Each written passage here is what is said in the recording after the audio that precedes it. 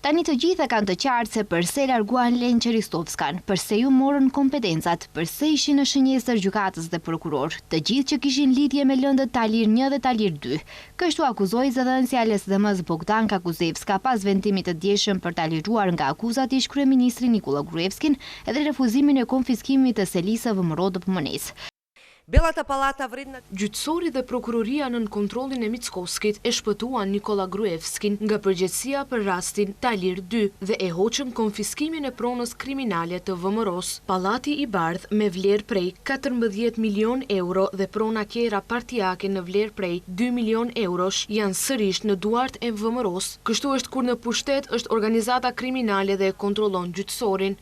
Vendimin e djeshëm për rastin Talir 2, kryeministri Kristian Mickovski e quajti të drejtë, ndërsa për lirimin e Nikola Gruevskit, të cilit preferoi të mos ia zë as emrin, tha se vendimi për të është si pasojë e ndryshimeve të kodit penal, të cilat i solli qeveria e hershme e LSDM-BDI. Në atë periudhë, VMRO-DPM ishte nën persekutim penale dhe të lloj agresioni, do të thoja nga qeveria e kaluar, duke shpikur raste që nuk ekzistojnë, Talir 1 dhe Talir 2.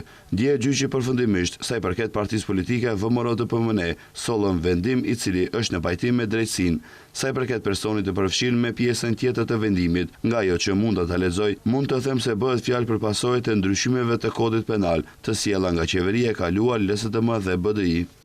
A i shtoi se si rezultati atyre ndryshimeve, shumë amnisti politike ka pasur dhe do të ketë. Lirimi nga akuzat për Gruevskin erdhi në rigjykimin e rastit Talir 2 për ndërtimin e paligjshëm të VMRO-DPM-s.